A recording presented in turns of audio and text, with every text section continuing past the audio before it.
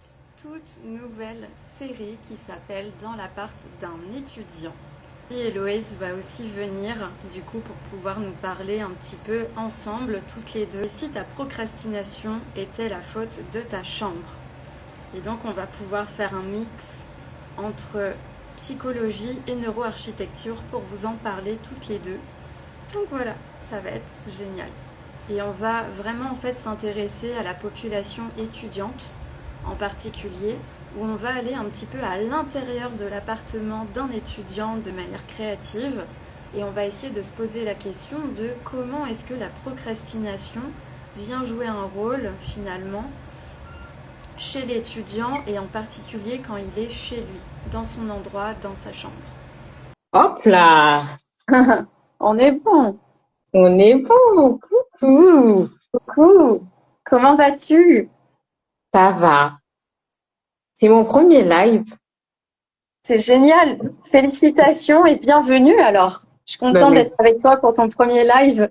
merci à toi.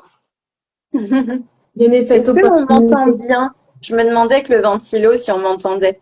Ça va? Moi, je t'entends bien. Ok, Moi, je parfait. t'entends bien.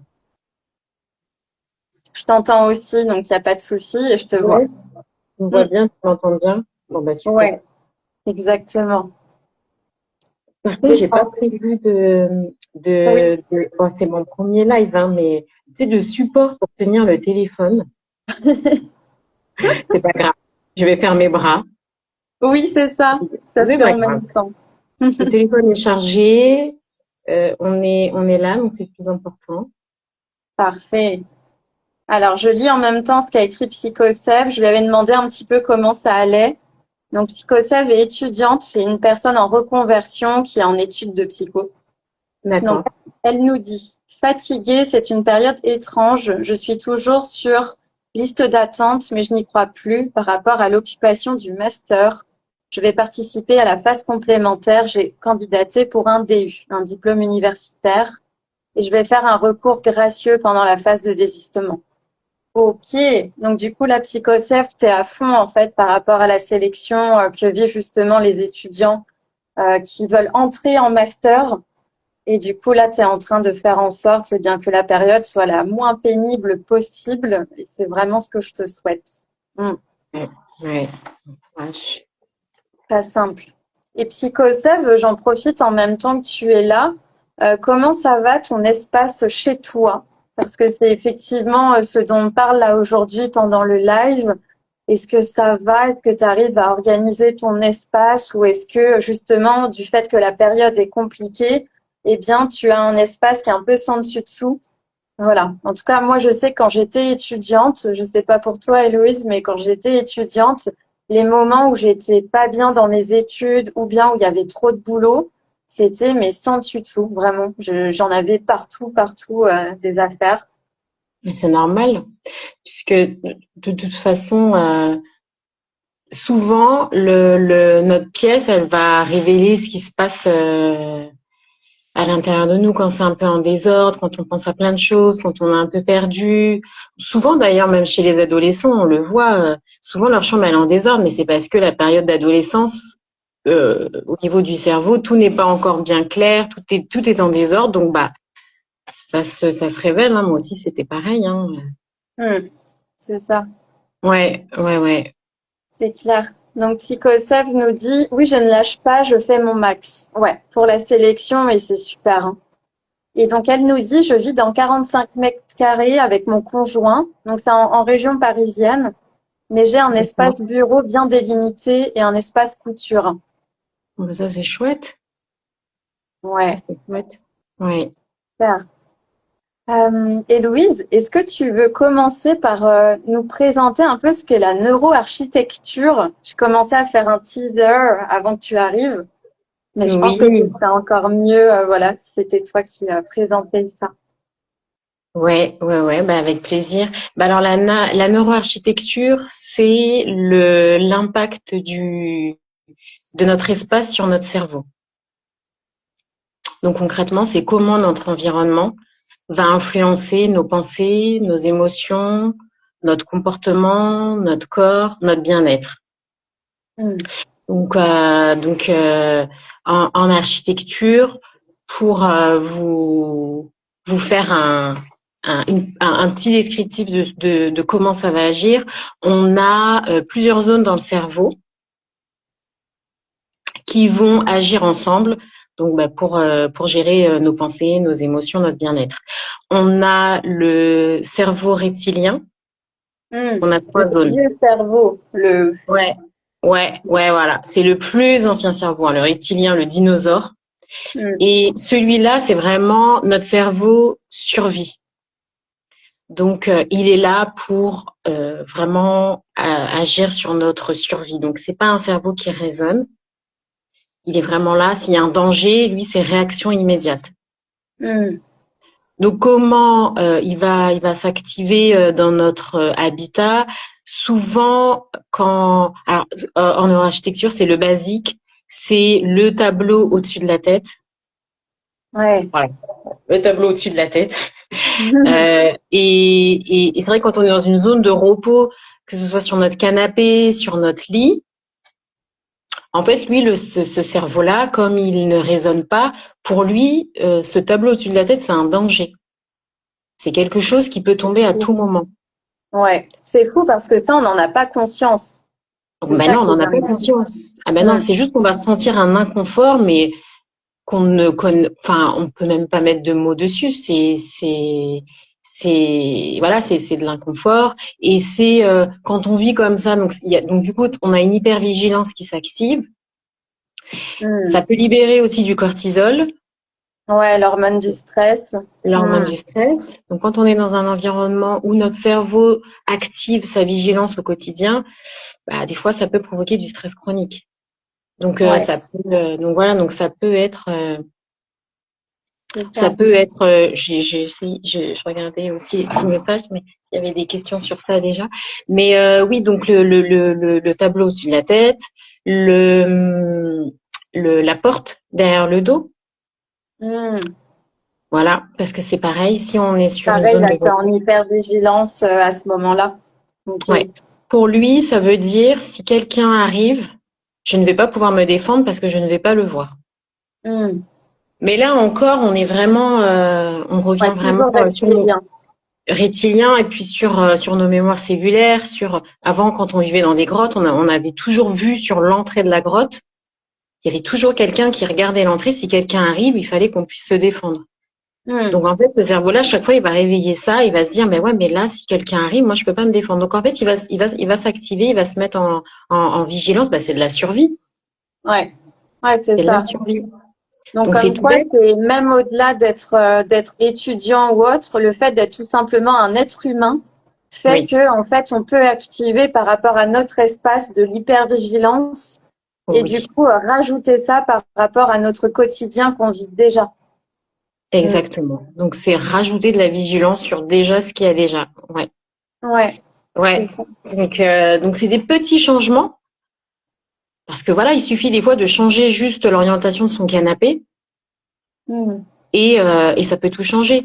Et d'ailleurs, on l'a vu, il y a des personnes qui ont changé juste l'orientation de leur canapé. Ils ne s'assiedent plus sur ce canapé et juste en ayant changé la place, ils recommencent à s'asseoir, ils recommencent à avoir des conversations, avoir envie d'échanger. Désolé. Ouais, c'est tout bête, mais même enlever des tableaux, voilà. C'est fou. C'est pour ça, je trouve ça chouette la série de live qu'on va faire vraiment par rapport à cette idée d'être dans l'appartement d'un étudiant. Et je trouve que c'est chouette parce qu'en fait, je pense que ça va vraiment révéler un petit peu au-delà du travail en lui-même méthodologique chez un étudiant. L'espace en fait dans lequel il vit et de voir à quel point ça peut influencer son cerveau, son bien-être finalement. Et bien sûr, pendant son parcours académique, mais pour le reste de sa vie. C'est ça. C'est des tips qui vont tellement servir. S'il ouvre son cabinet, pour ses clients aussi, il y a plein de choses à mettre en place pour que ton patient il puisse vraiment se détendre, se sentir en sécurité, pouvoir du coup échanger, se livrer. C'est des petits détails, mais qui peuvent vraiment. Je me souviens quand j'en avais parlé avec toi, justement, quand tu me disais que dans mon cabinet, là où étaient assis les patients, attention, là, il y a des objets juste au-dessus d'eux. Et donc, ça peut créer justement cette hypervigilance du cerveau reptilien. Et j'étais en mode, waouh, mais c'est Waouh, dingue. c'est dingue, hein, c'est dingue. Ouais, Et vous allez voir, on va encore en discuter, mais il y a tellement de choses dont on n'a pas conscience. c'est Et ça. mais des fois c'est intuitif, c'est-à-dire qu'on le sait, mais on le sent des fois qu'on n'est pas tellement à l'aise, on rentre dans un voilà, on se sent pas bien, on a envie de se cacher, on a envie de fuir, mais on met pas de mots dessus, on met pas parce Mm. qu'on sait pas, mais quand on met des mots dessus, en fait comme c'est des choses qu'on sent déjà. Donc en fait Ouais, là le but c'est vraiment de mettre des mots dessus, et des explications qui vont donner du sens, mais oui il y a c'est plein de ça. choses. C'est Ouais, clair. Et là, on a Psychoseph qui nous dit, quand ouais, j'étais jeune étudiante, j'ai vécu en cité U, cité universitaire, et ensuite ouais, dans 9 mètres carrés. Et là, c'était chaud. ouais, ouais, Voilà. ouais, ouais, Comment ouais. t'as fait, Psychoseph, dans les 9 mètres carrés? Comment c'était pour organiser un peu ton espace? Et donc, pareil, tu dis aussi, Psychoseph, oui, l'environnement est hyper important. Chez nous, c'est petit, mais extrêmement lumineux, avec vue sur la Seine et les arbres.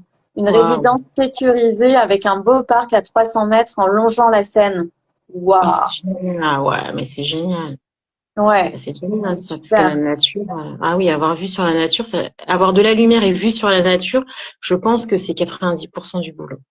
C'est clair. Waouh! C'est dingue. Ouais, ouais. Et on n'a pas C'est besoin fou. d'avoir un très grand espace parce que là, elle dit, je ne peux pas être dans un espace trop grand car j'ai peur tout le temps. Mais c'est vrai que on pense, parce que c'est vrai que souvent on nous dit que voilà, avoir une grande maison, c'est une réussite. Mais souvent, non. Souvent, même les plafonds très hauts, souvent, on peut avoir cette impression de vide, cette impression de pas être en sécurité. Et c'est pour ça que tout petit, on aimait beaucoup les cabanes parce qu'on a besoin de se sentir dans un cocon. Et plus c'est grand, c'est comme quand on rentre dans une cathédrale. Je veux dire, souvent, on se sent tout petit, on sait plus tellement où se mettre, on n'ose pas s'asseoir, on n'ose pas parce que c'est pas parce que c'est grand Ouais, que, que c'est bon pour nous. Mais si déjà, Psychoseph, t'as de la lumière et vue sur la nature, parce que la biophilie, c'est encore aussi un autre sujet, mais je veux dire, on est connecté au vivant, donc forcément, le vivant nous rappelle toujours qui nous sommes et nous fait du bien. mm. C'est génial, hein. C'est Ouais. hyper précieux ce que tu dis là.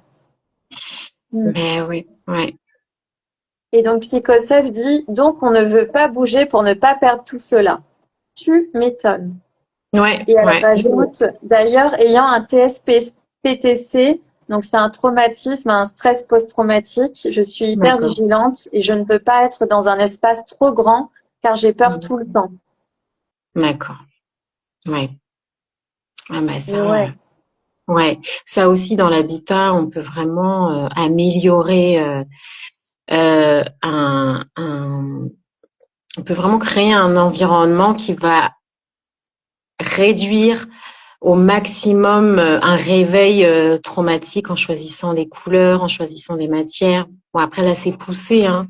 C'est en voilà, c'est faut vraiment discuter sur une consultation, mais on peut vraiment venir créer un environnement qui va c'est limiter génial. ces C'est réveils. hyper Ouais, précieux hein, ce que tu dis parce que par exemple dans nos cabinets de psychologues, eh ben même si on pense la déco, en tout cas moi j'ai pensé la déco de manière jolie et agréable, mais je n'ai ouais, pas pensé du coup la déco de manière pour les personnes neuroatypiques, pour les personnes avec stress post-traumatique, etc., etc.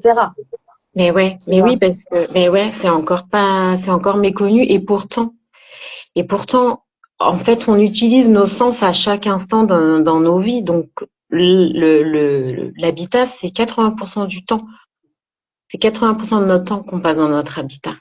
Donc, Hmm. il faut vraiment que nos sens soient au meilleur parce que ça va tout influencer. Ça va influencer nos décisions, ça va influencer nos humeurs avec nos proches. Donc, ça peut abîmer des relations comme ça peut les améliorer.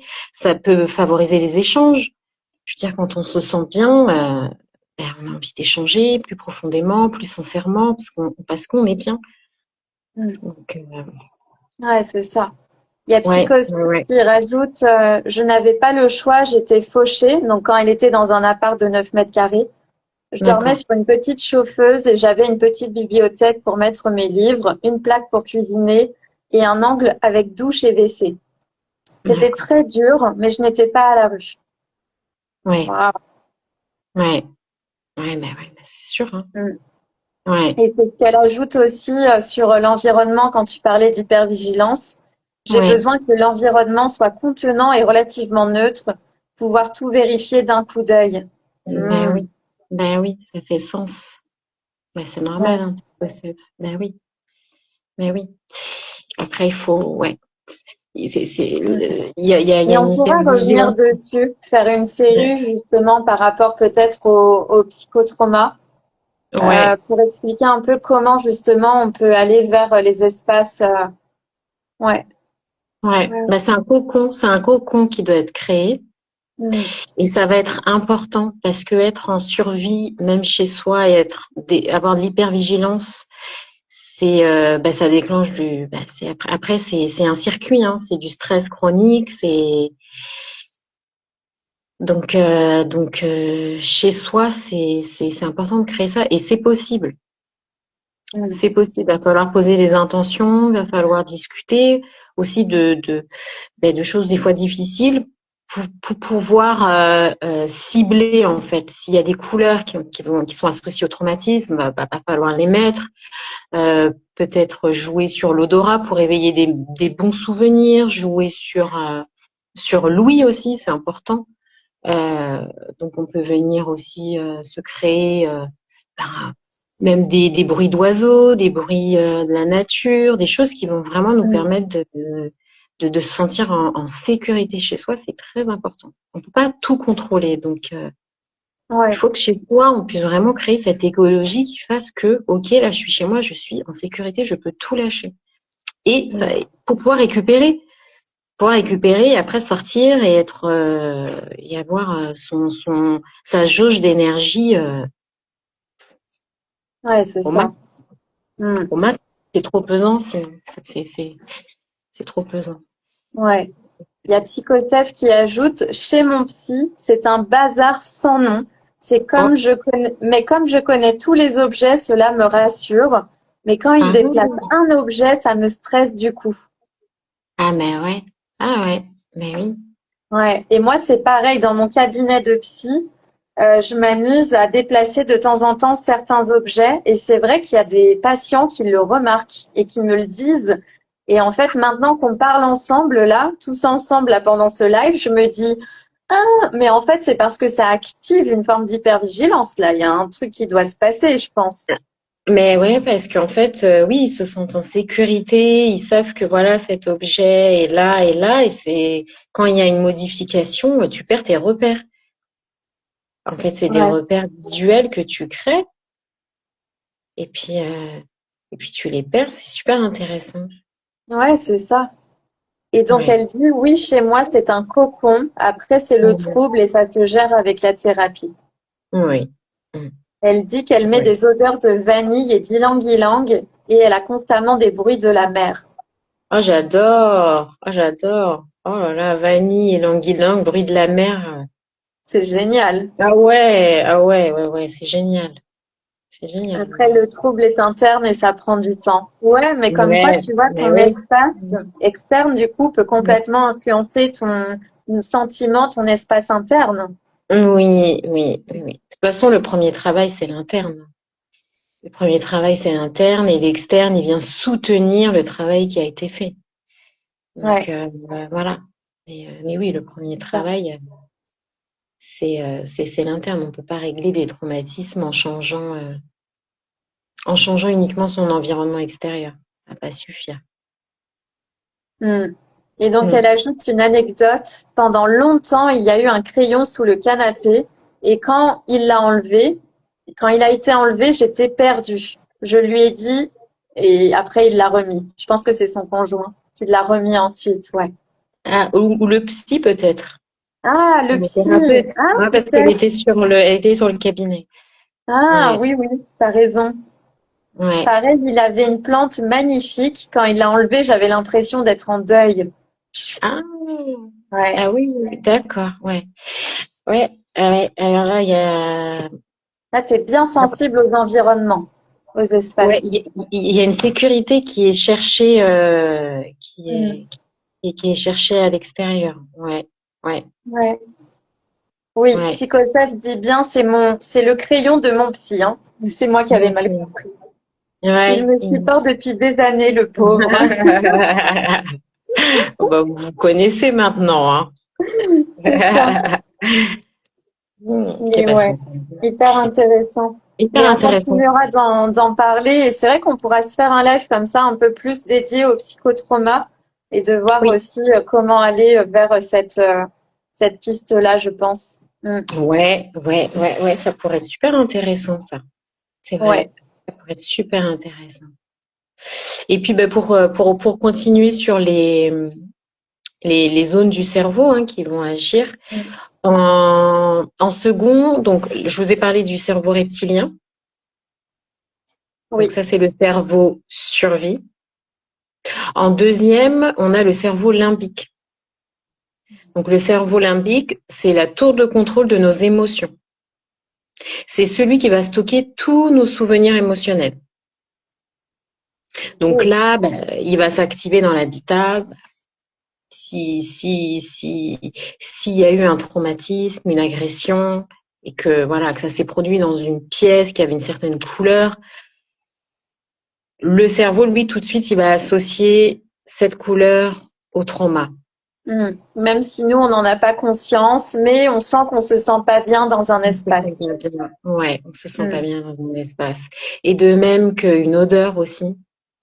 Parce que là, j'ai fait un réel hier que j'ai posté hier. L'odeur est directement liée à notre cerveau limbique. C'est-à-dire que le parcours, en fait, neurologique, il y a zéro filtrage. C'est-à-dire, on sent une odeur et ça active directement nos souvenirs, beaucoup Mm. plus vite qu'une image ou un son.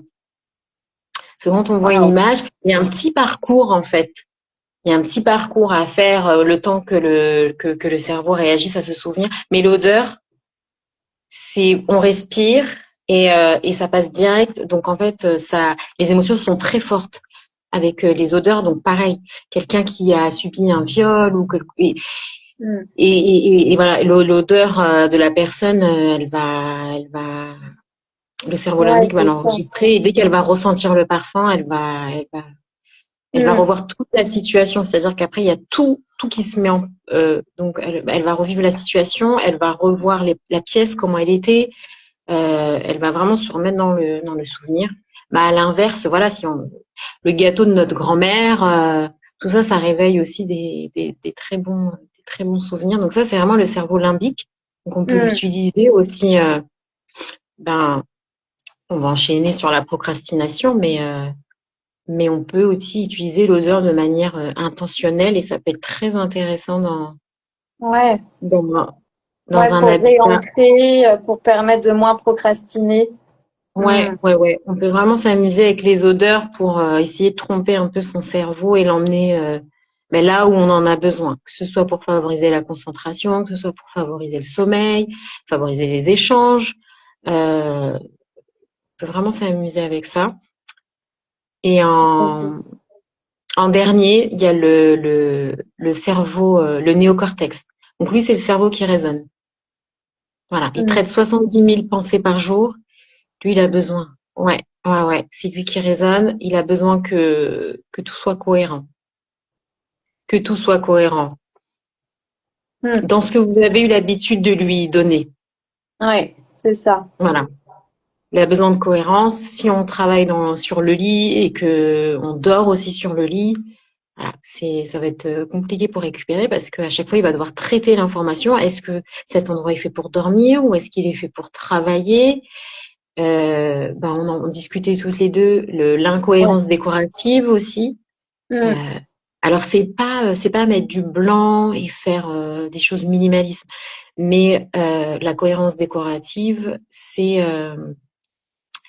voilà s'il y a vraiment si c'est vraiment multicolore chez vous, qu'il y a beaucoup de formes très différentes, ça peut lui demander de traiter les informations plus qu'un habitat où il va trouver une cohérence. Donc après, à chacun de trouver aussi, de laisser s'exprimer son identité, mais voilà, toujours essayer de trouver une balance pour limiter le traitement Ouais, d'informations, parce que chaque information traitée, c'est de l'énergie consommée pour le cerveau.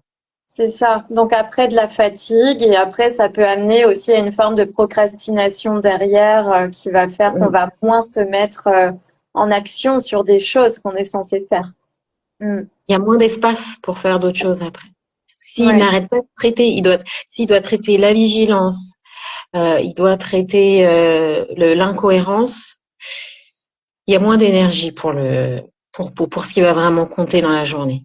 mm. Ouais. Donc, euh, donc, euh, C'est donc en bien tout cas, moi d'arriver là, à conscientiser tout ça, hein. Mm. c'est important, ouais.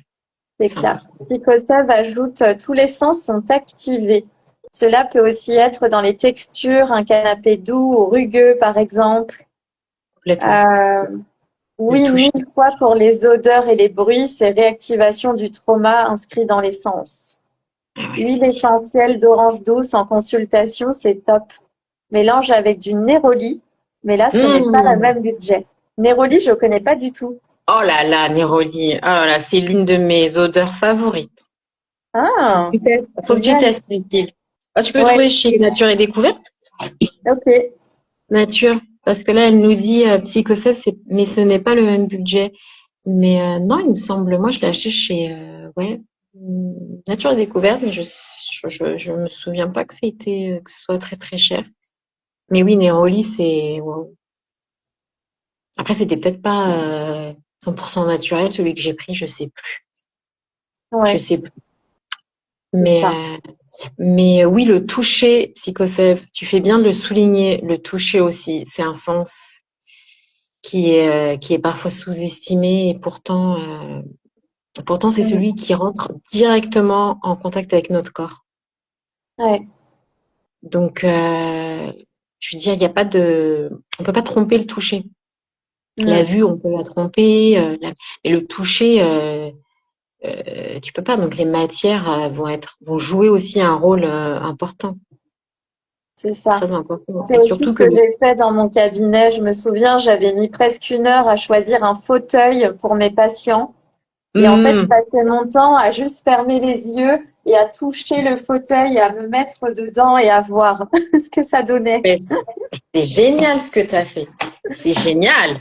Mais oui, c'est absolument ça.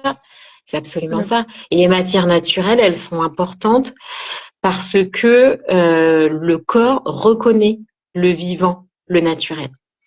Donc en fait, un bois naturel, quand tu vas le toucher, ton corps il va le reconnaître. En fait, il y a une Mm. cohérence pour lui parce qu'il connaît cette nature. Alors qu'un plastique, il ne va pas la reconnaître parce que c'est pas quelque chose qui existe, c'est quelque chose qui a été inventé, c'est pas quelque chose qui existe dans la nature. Donc comme on est connecté au vivant, bah, en fait, il y a une petite rupture avec les matières qui sont pas, pour le corps, il va pas la traiter pareil. Alors qu'une matière naturelle, tout de suite, il va se dire, c'est bon, je suis en sécurité. Ok. C'est c'est quelque chose que je connais.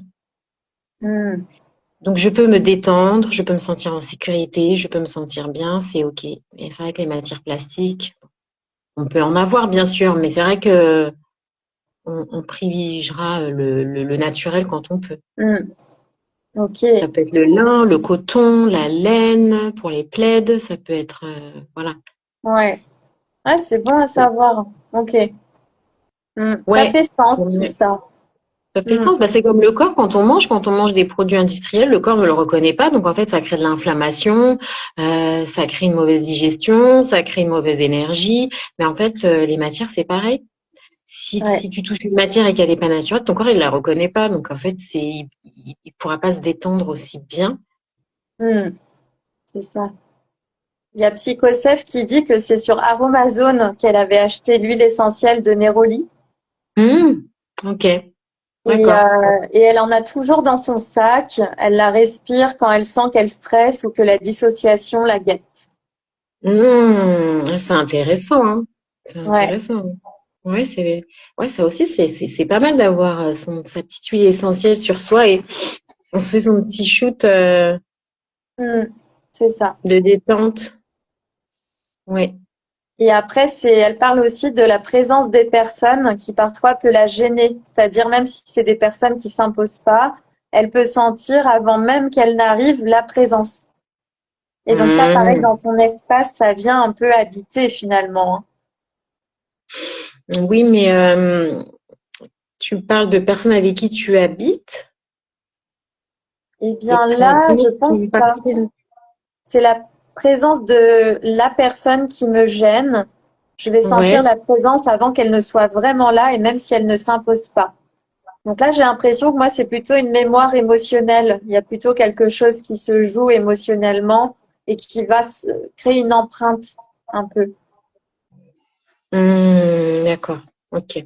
Donc ce serait une personne Ouais. qui n'est plus là, par exemple, Par exemple, ouais. Plus là ou qui va arriver. Mm. qui Oui, je va parle des arriver. personnes avec qui j'habite ou pas. Mm. Ok. Ouais,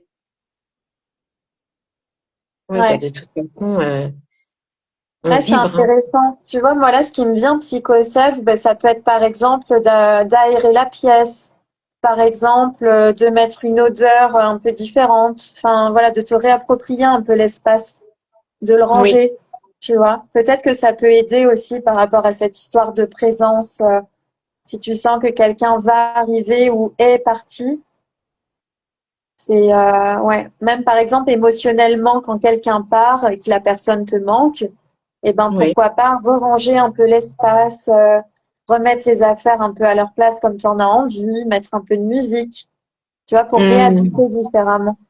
Oui, complètement. C'est comme un petit nettoyage. Exactement. Et je pense que Mmh, mmh, ça mmh. peut sûrement remettre un peu d'équerre, rééquilibrer tout ça, toutes les énergies. Ouais. Ouais, complètement.